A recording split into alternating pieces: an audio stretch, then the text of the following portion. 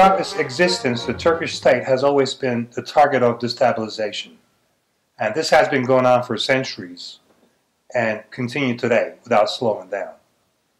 It's not an understandable or acceptable situation that certain countries who pretend to be friends of Turkey or the Turkish community try to sentence us, the Turks, for accusations that are based on no existing or valid documents. First of all, everybody should clearly understand that there was neither a genocide nor a vendetta. The world should clearly realize the realities lying behind the lies that slander the Turkish people and the Turkish state, and should cease to act with political purposes hereon. And for that reason, our guest today is Sevgin Oktay, president of TADA, which is Turkish Anti-Defamation Alliance. Welcome. Thank you very much for that introduction, Kaya Bey. And you are absolutely right that these kinds of accusations or defamations, if I may say so, have been continuing ever since. And so for that reason, we felt that it's about time that we really share these with our people in the area. And for that reason, we created what we call Turkish Anti-Defamation Alliance, so that we can really talk to our people so that they do understand. I'm sure they have an understanding so far of what's going on, but also we'd like to be able to give them some documents, which we'll talk about in the later forums, that will describe more clearly as to what the situation is today. In other words, these kinds of destabilization efforts are continuing even today. So perhaps I could summarize what we are trying to do is by stating our mission statement. That's my other question, as TADA. So Yes. we clearly first identify what the issue is, and then I guess we advise what we can do about this. That's correct. That's correct. And of course, when you say we advise, I hear that I think you mean the people at large, really, because we could be talking at higher levels, what the other side is saying and what we are saying. But I think, if I'm not mistaken, until this time, we haven't really come to the fore in front of our people. When I say our people, I mean Turkish as well as American, Turkish Americans and so on. And for that matter, anyone else who feels that they've been defamed for some reason or other. So let me just restate or state our mission statement. Please. Which says that stop the defamation of the Turkish people and seek accountability and fairness for all. So what we mean is we want to have accountability and fairness for all in relation to defamation of any sort. I hope I answered your question. Yes. I'm sure I'm going to be coming up with a lot more questions. First, I want to base it on the so-called Armenian genocide is entirely fictional. And the allegations are not based on any documents or evidence. So that's another thing that we'll be talking about. Am I right? Yes, that's correct. In fact, using the term Armenian genocide, I'm talking about Armenian genocide, not so much genocide, the word itself, is illegal. If we go back to the 1948 United Nations Convention. Yes, what is a genocide? These statements. Okay. There are three conditions that have to be met. Okay. First of all, if somebody has to go to a tribunal, international court, international tribunal, and say, we are complaining about this genocidal act or whatever. I don't want to give them ideas about it, but nevertheless, they have to go to a court, and the court will have to follow a judicial approach and study the case and determine whether there was an intent to destroy. That's the important clause in this particular convention. So those three conditions, namely that for something that's to be called a genocide, has to be actually meted out by a international tribunal, number one, and number two, it has to be followed by a certain process of litigating that by an international tribunal.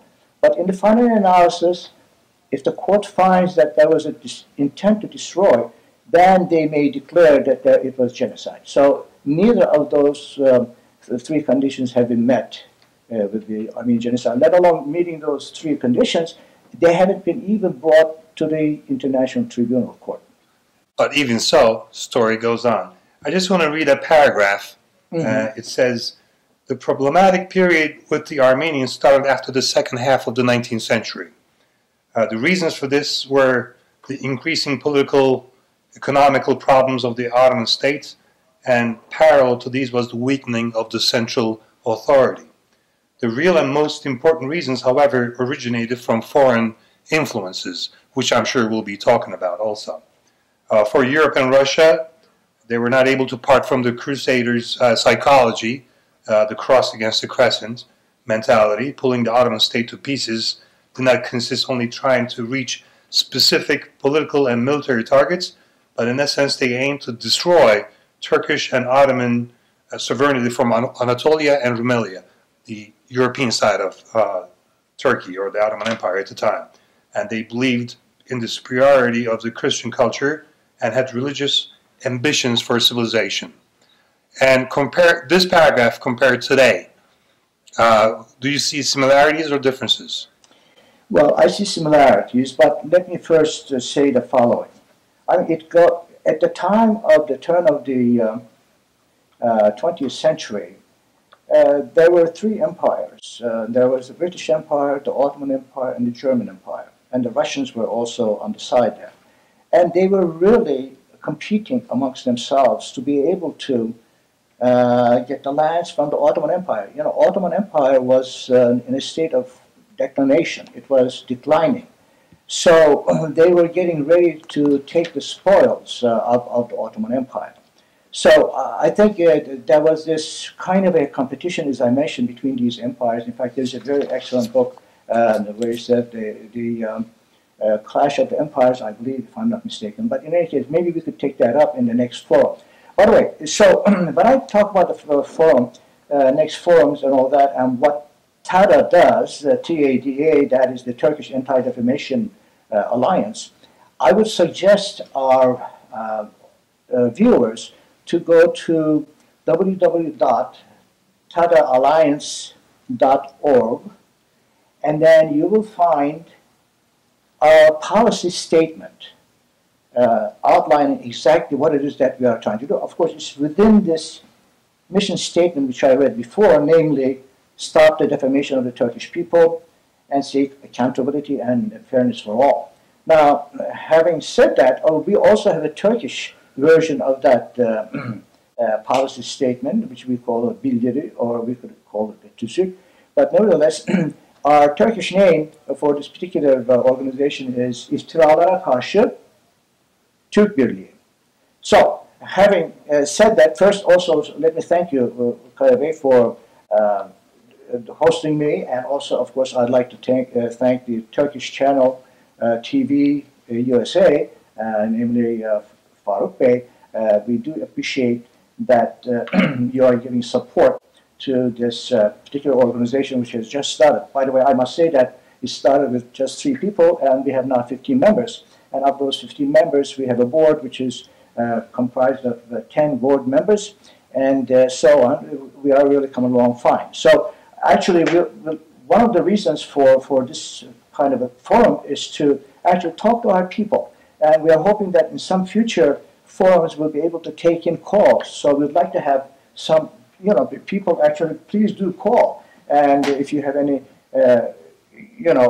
questions to ask about what we are talking about, feel free to do that. But also, remember, after having read the mission statement, our first objective is precisely to provide, this is a new approach, if I may say so, because we are providing a forum where our people, where we can get down to the street level and talk to the people, and the people can come up here and actually participate in some of our discussions. But most importantly, this is the second objective. Remember when we say that defamation, stop the defamation and seek accountability and fairness for all, let me say at the outset that if indeed we have some, people that have been harassed because of being of Turkish origin, or that maybe they were harassed because they didn't believe in genocide, Armenian genocide and all that.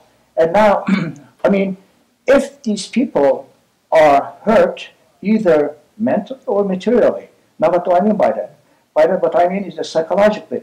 I know that in some of the meetings that I've been at, when I ask the people if they have been harassed, and they say, well, why did you wait all this time? You should have asked these questions before. And a couple of hands come up. Not too many, but at least a couple of hands. But I think there is, well, we'll get to this later on. Let me just say it at this point that, in this wonderful country that we are, I mean, we are Turkish Americans, but we are Americans. And so I think one of the things that we have in this country, which we are not using, and that's the freedom of speech.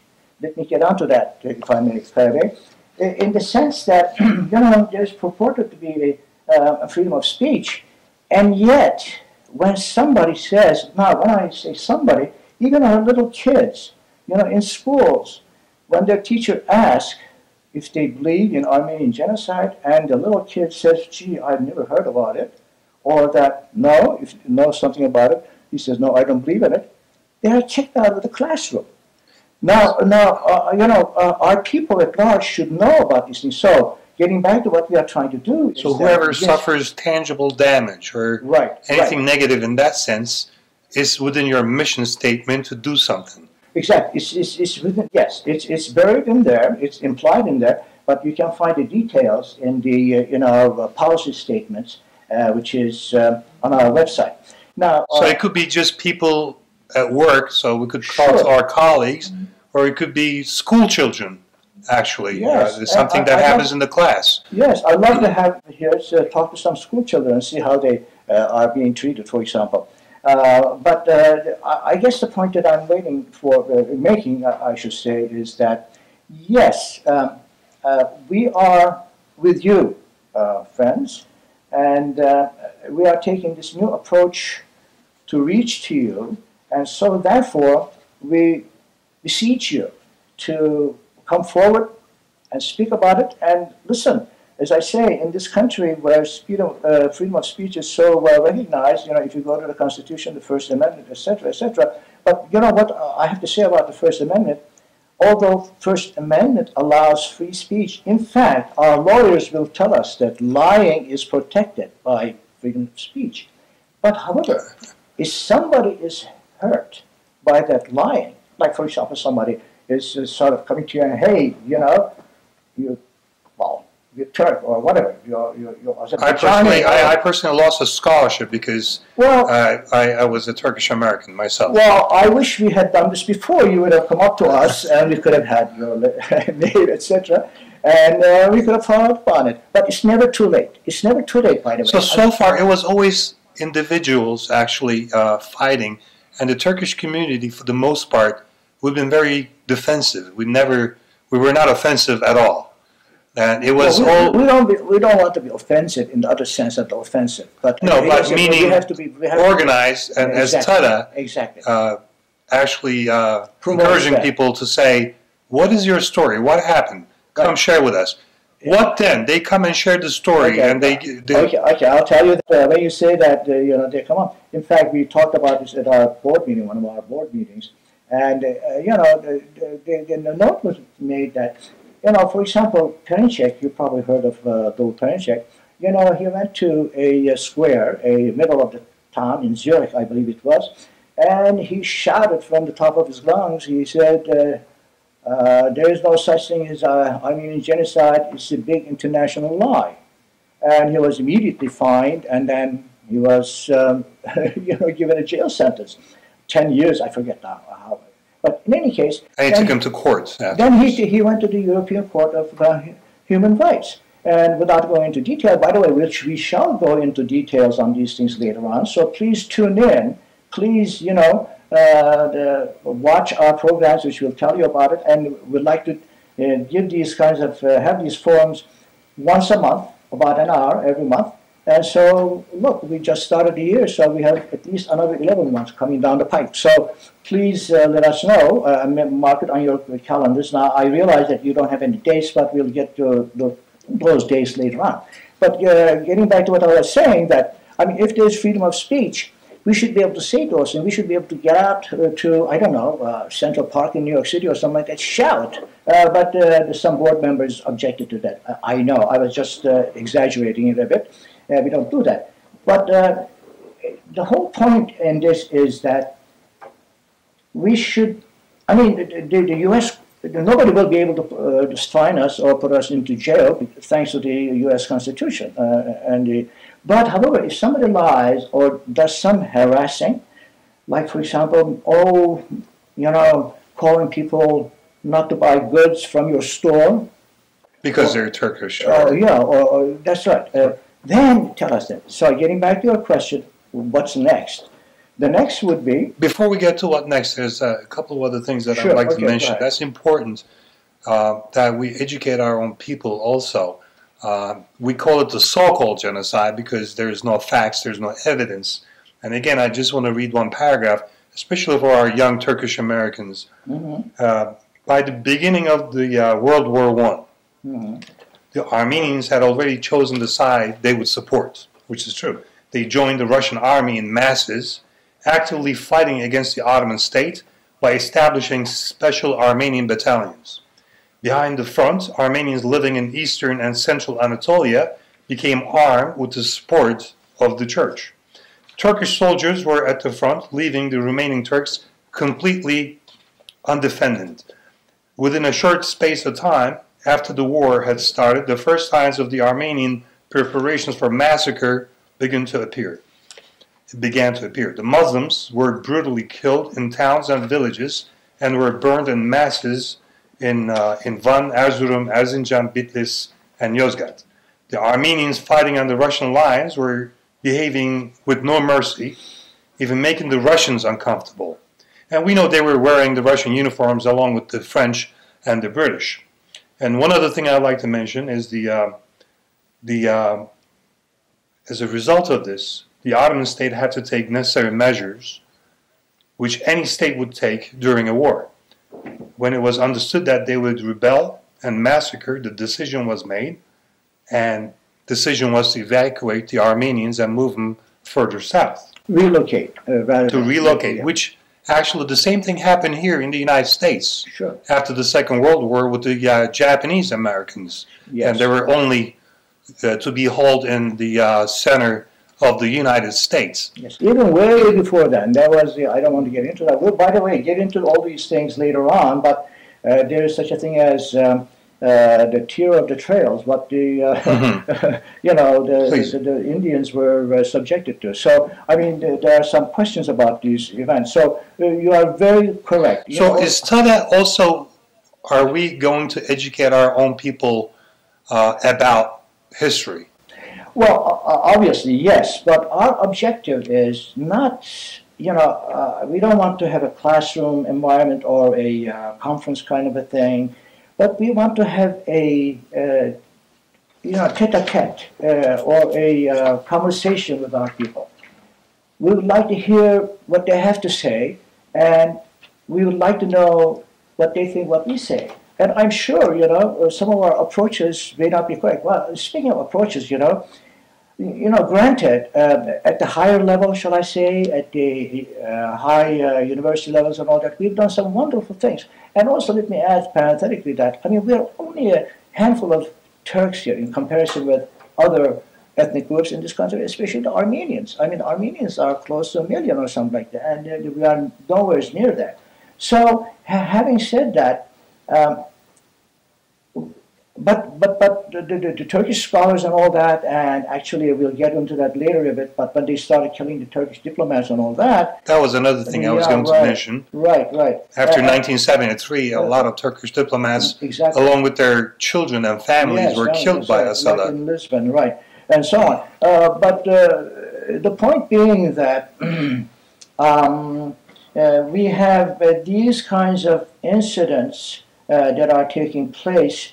And yet, when we happen to mention these at conferences or shall I say at higher levels. What I mean by that is that, these big conferences and all that, I mean, our people are not there. They are also only so-called scholars, I will say this too, so-called Armenian scholars. If you read their books, they keep referencing each other to look scholarly. I mean, again, we are going to get into all these details later on in the forums, maybe the 10th forum or something like that. That would take us September, I guess. So please, make sure you do, mark it on your calendars at least, and then we'll give you the dates. So the point is, when we mention these things, there was one particular meeting that comes to mind, which was really eye-opening to me. There is such a thing as workshop for Armenian Turkish scholars. So somehow I got an invitation to join that. I think it's apropos of what we are talking about. And there, I went there. In fact, it was in New York City at NYU. So I was there. I was the only Turk there, and also our the Consul General of New York City. Now, this was many years ago. In any case, so they had now some of these names. I know some of you know. I know you know, like Fatma Gücek was there, and then Akçam didn't show up for some reason, but there were a couple of others as well. And what I'm getting at is that, on a panel discussion, everybody gets up and says his thing. And everyone starts out with the assumption. Remember, this is supposed to be a research. Remember, it's the WATS, Workshop for Armenian Turkish Scholars. Supposedly. Yes. Supposedly, right. So every one of them got up and said, with a few words, but very strongly, yes, that was Armenian Jews. And towards the end of their 5-minute speech or whatever, they petered off. They said, well, we are going to study these things and find out what they are. And every one of them said that. So I raised my hand. They said, no, before you talk, let's give the, they didn't know who I was, but they wanted to give the floor to the Consul General because they said he's the Turkish Consul General, see what he has to say. So he did very well. And it was at the time when Recep Erdogan was also suggesting, a particular committee formed between the Armenians and... Well, Turkish government mentioned more than several times that the archives would be wide open, but neither Boston nor Armenia agreed to do the same thing. Yes, but this was to have been a committee. But in any case, and he mentioned that, after he sat down, you know what those people said? That, oh, you know what? We know he's the Turkish Consul General, so he says, he's carrying the government influence on him. Deep down in his heart, he must feel otherwise. I shut up. I even stood up. I raised my hand, finally recognized me. I said, well, look, I'm not with the Turkish government. I said, I'm a Turkish American, who've been in this country for quite a number of years.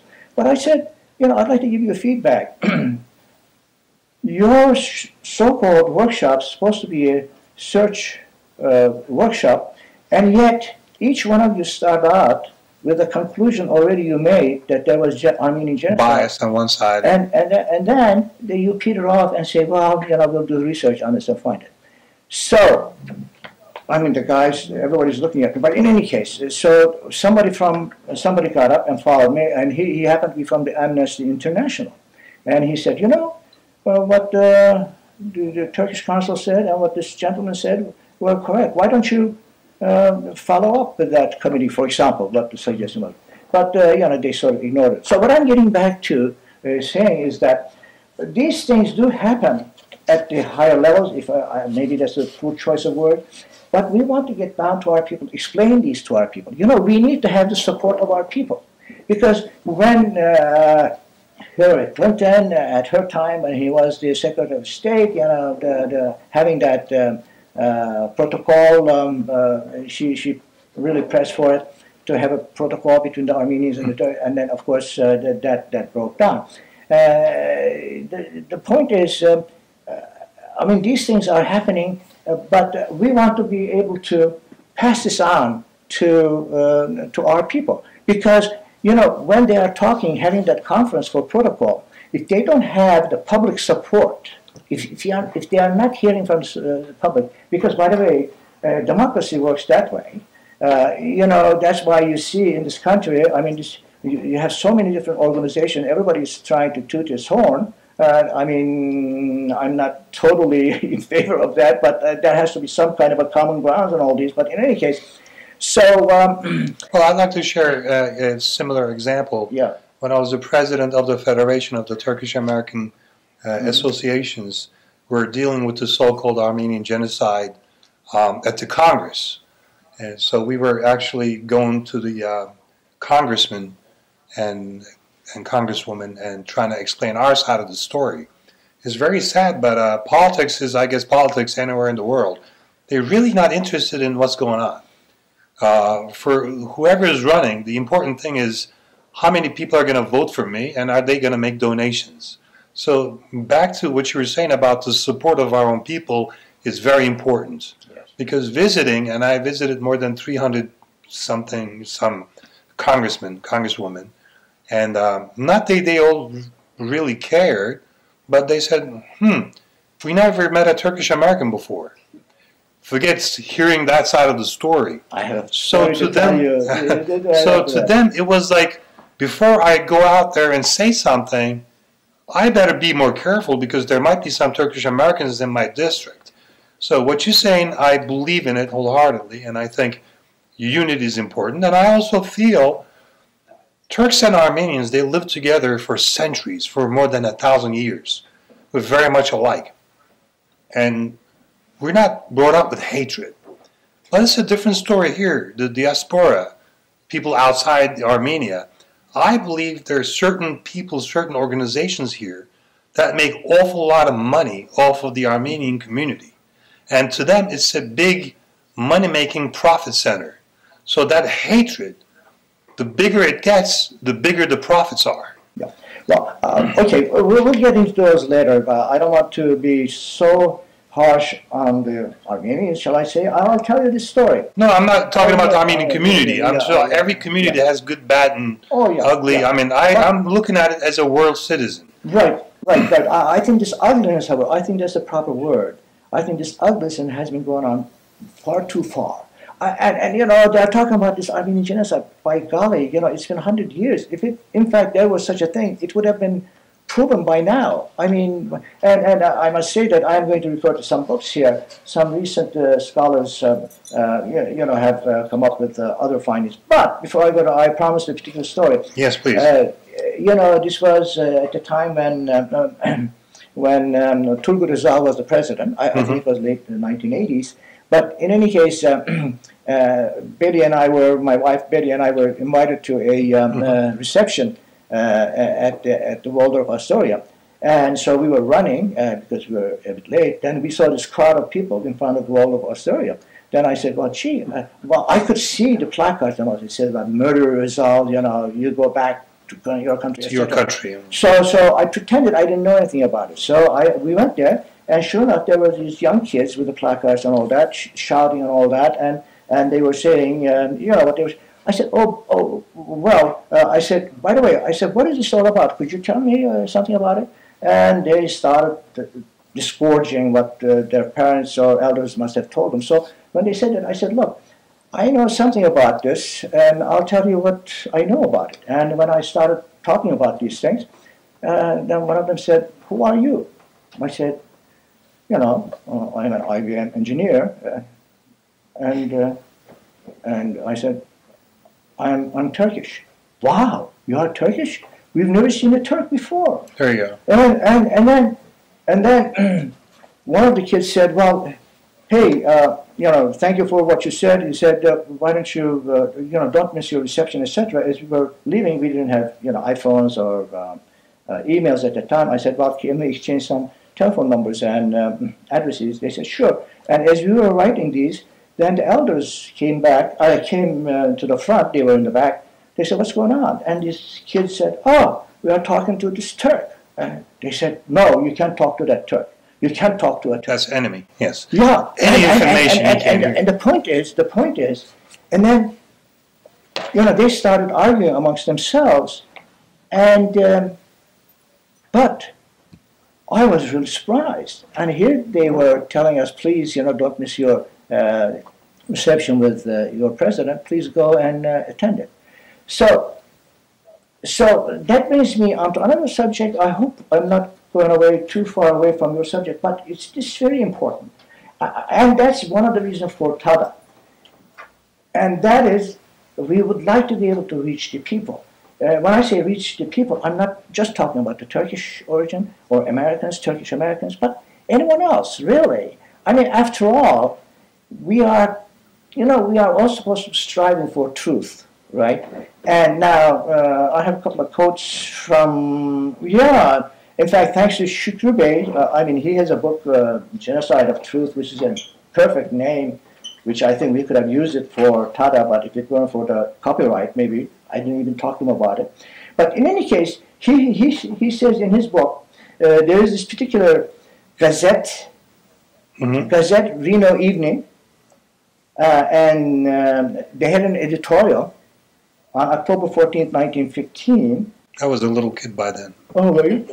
Yeah, well, I was gleaming in the eye of my grandparents. I'm sure. So what's the quotation? So they had this article, America and the Armenians. I mean, they were trying to give a full picture of what was going on there, and which is not much different from today. But even then, remember, 1915, 102 years ago.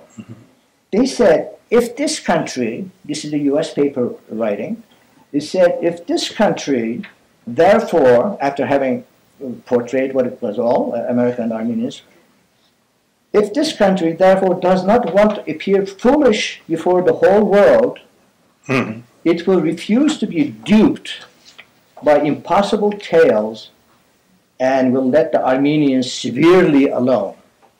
I mean, that says a lot. That says a lot. And unfortunately, getting back to your very first question, I believe it was, yes, this is still continuing. And I submit that one of the reasons it's continuing is because, we are fighting at the strata levels, but we need you people to participate and to support. But, okay, so here's where the buck stops, I guess. Okay. Here's my question. What would TADA do? Somebody would reach you and say, I was discriminated at my class, or, they came up with this story, and I told them that's not the truth, and I want to give my side of the story, but the teacher said, no, can't do. So that students or people contact you. What's your position afterwards? Well, first of all, I would like to deal with it at the local level. If that's the school, it's very important that we deal with it at the local level. Now, what can TADA do for that? I know that one of our lawyers on the board, in fact, she is working on a similar case like that in Florida. In Florida, yes. Yeah. But that's the first step. But in the meantime, whenever I talk to lawyers about, taking a case about the Armenian genocide, their first reaction is oh, you must be kidding. I said, look, just listen to me. And when I talk to them for about 15, 20 minutes, they begin to see it. And they say, I said, then I sort of add to it, and I said, we have probably many people who are being damaged, quote unquote, harmed, either psychologically or materially. Sure. And then he said, you know what? You should be able to go for a class action. We have another 10 minutes before we end our program, where actually I could sit here and talk to you for 3 days with no sleep. And thanks very much for making time. But I guess my question is, why now? That's an excellent question. Actually, what I say is that this should have been done many years ago. But that's water over the dam. So it's now because, we talk about the Armenians in this country versus the Armenians in Yerevan and Armenia, which are, as you know, they are neighbors. They have the same border with Turkey. But the point is, Well, I'd like to sort of call the Armenians Yerevanian. That's a Armenian name. I made it Armenian name, and call the there are many Armenians all over the world. They are all diaspora, but I'd like to distinguish the American Armenians, like Anka, Sasusyan, and all that, for example, which we will get to it in the other forums. Which we should, yes. Yes. And I call them the diasporians. And, in respect to Armenian language, I call it diasporians, and I call it Yerevanians. So, okay, why not? Well, one important thing that's been going on since we, shall I say, woke up, or the Turks started taking interest in the subject matter. I mean, there are reasons why Turks, up until 1960s, Turkish and Armenian relationship was very benign. In other words, we respected each other, and people were going back and forth across the border like nobody's business. But however, when they started... there's still a lot of Armenian workers in Turkey that work even with no visa. Well, yeah. In fact, I was going to touch upon that. There are 50,000, I just read it the other day, 50,000 au pairs in Turkey. Now, I'm not going to say they are all undocumented and all that. I don't want to get in there. Yes, I'm not talking about the Turkish Armenians. I'm talking the Armenians, citizens from Armenia. Yeah, that's what I'm talking about. Yeah, the people who come over. And, yes. Okay. So what I'm saying is that since the Armenians, for some reason, I guess the Dashnaks, I can talk about the first prime minister of the First Republic of Armenia, which is Katsuni, and talking to Morgenthau. I'm putting this parenthetically, where Morgenthau was a really bad person, I will say, but Katsuni, who is the prime minister of the First Armenian Republic, I have them talk, their spirits talk at the Pure Light Cafe in Istanbul, overlooking the Golden Horn, and they are reminiscing as to what was going on at it. And Katsuni puts Morgenthau in his place. I mean, he said, how can you say that? How can you do that when the Turks were doing that? And getting back to what you said... And Pierre Loti also had his own comments about that. yes, he had his... But he didn't have... I couldn't think of good comments from him responding to Katsuni's, criticism. But, of course, she talks about the Armenians colluding with the Russians and all that, etc., and also about the relocation, because what the Armenians were doing to our villages, well, I don't want to get too bloody here, but I won't mention those. But we're going to have a lot of time. This is not. This is only the first one. We only have another couple of minutes. So before we close, I have to mention this. I mean, the question was why now? Because this is very important, folks. I mean, there have been some very important decisions of late, which were in favor of our position. Now, what were they? Well, I mentioned Perinçek before. Well, when he took it to court, he's been absolved of his crime, shall I say, yelling that there was no Armenian genocide. But the European Court of Human Rights, and following that, the French Constitutional Council on the same subject matter, they meted out decisions which were totally opposite of what the Armenians were waiting for. Yes. So I mean, this is a time we have, and also like at Malaga in Spain, they sort of reversed one of the decision like that, and such a also in the final America. In Latin America, they also reversed 3 such decisions. So we have the wind on our back. That's what I'm getting at. And also more people now are beginning to read these new research items, and they are coming up and they are questioning these Armenian claims, which are actually, well, lies. When I say that, I'm not saying that myself, but I'm quoting as I was saying, that we have the winds on our back, namely the decision by the European Court of Human Rights and also French Constitutional Council, and also recent reversals that I mentioned. Those are great. And so we have that. But what is more important is that, we need, it's good to have the winds on our back, but we need the support. I'm talking about support, not necessarily monetary or something like that, but the support in understanding these issues. And then remember freedom of speech in this country. So please, talk to anybody you see. And more importantly, if you are, it happened to me at a barbershop actually, the guy was from Romania. When I mentioned that I was from Turkey, he said, he says, you Turks, the genocide, I really put them in this place. But in any case, tell us, and we'll make a note of it, and then we'll facilitate. We are not going to be going to court ourselves, but we do have some work in the background. So please, I'd like to give that message to our viewers. Yes. Thank you, Turkish Channel, and please keep watching us at Turkish Channel. And please communicate with us. Contact us with stories of, could be discrimination, could be anything. You can send us an email. You can use the U.S. Postal Service. You can call us. But we will continue with these programs. And a very interesting story next time we meet. And the hint is the European Court of Human Rights, that will have some very interesting stories to share with you. And Sevgin Oktay, again, thank you very much for making time for us. And thank you for hosting. And hope we do this again. Yes, I'm looking forward to it. Thank you. Thank you.